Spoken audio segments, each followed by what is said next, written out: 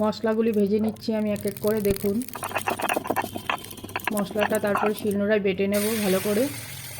তারপর গুড়ের জল বসিয়ে দিলাম, গুড়টাকে গলিয়ে নেব ভালো করে। গুড়টাকে গলিয়ে তারপরে জলটা বানিয়ে রেখে দেব।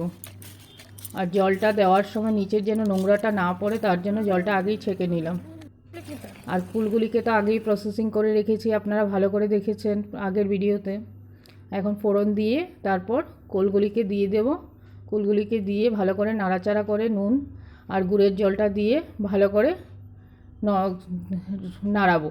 তারপর কুলটা যখন একটু মজে আসবে তারপর চাট মশলাটাও দিয়ে দিয়েছিলাম, কিন্তু চাট মশলাটার ফুটেজটা আমি দেখাতে ভুলে গেছি এখানে। আপনারা কড়াতেই চাট মশলাটা দিয়ে দেবেন। তারপর নামিয়ে আবার চাট মশলা দিয়ে পরিবেশনটা করে দেওয়া হবে।